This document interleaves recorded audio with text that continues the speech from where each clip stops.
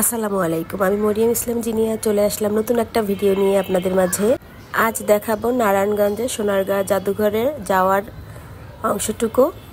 একটা ভিডিওতে তো অনেক বড় করা যায় না, অল্প অল্প করে দিচ্ছি। তো প্রথম পর্বেই যাওয়ার অংশটুকু দিচ্ছি, তো আপনারা সাথেই থাকুন। আমরা সকালে ব্রেকফাস্ট করার জন্য একটা রেস্টুরেন্টে চলে আসলাম সবাই মিলে। সকালে নাস্তা করে তারপরে আমরা জাদুঘরের উদ্দেশ্যে চলে যাব। আজকের ভিডিওতে থাকছে আমার পরিবারের সদস্যরা, সব সদস্যরা না, কিছু অংশ থাকছে আজকে আমার ভিডিওতে আমার সাথে। এই যেটা হলো আমার বড় ছেলে, বড় বৌমা, তারপরে বড় নাতনি, এই যে বড় কন্যা পাশে তার, আরও কয়েকজন আছে, তারা পাশের টেবিলে বসছে।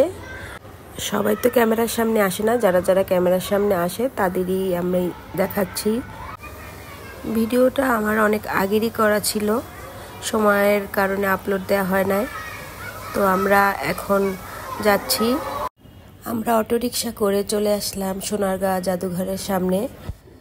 দুইটা অটো নিয়েছিলাম, সবাই মিলে চলে আসলাম, সবাই একে একে নামছে। তো আমরা এখন যাচ্ছি এখান থেকে গেটের দিকে। আমরা একটা ভুল দিনে চলে আসছিলাম, আজকে ছুটির দিন ছিল, অনেক পর্যটক ছিল। যাই হোক, শ্যানন যাচ্ছে টিকিট কাটার জন্য কাউন্টারের দিকে, আর আমরা একটা সাইডে দাঁড়িয়ে আছি। তো ওদের টিকিট কাটা হয়ে গেছে, তো আমরা এখন লাইনে দাঁড়িয়ে পড়ব। বিশাল লম্বা লাইন দেখা যাচ্ছে, মানে একদম অস্থির অবস্থা। অত গরম ছিল না, ফেব্রুয়ারি মাসের ভিডিও, তবুও এত গরম লাগছিল আমাদের বলার মতো না।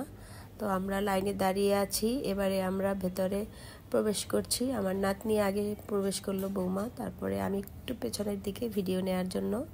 তো একে একে আমরা সবাই গেট দিয়ে ভেতরের দিকে প্রবেশ করলাম। তো প্রবেশ করার পরে সামনের দিকটা একটু ঘুরিয়ে ঘুরিয়ে দেখাচ্ছি। তো এই পর্যন্তই আজকের ভিডিওতে থাকছে। ভিডিওটা কেমন লাগলো জানাবেন, ভালো লাগলে লাইক কমেন্ট শেয়ার করে পাশে থাকবেন। দেখা হবে আবার পরবর্তী ভিডিওতে, সোনারগাঁ জাদুঘরের পরবর্তী অংশে। ততক্ষণ পর্যন্ত সবাই ভালো থাকবেন। আল্লাহ হাফেজ।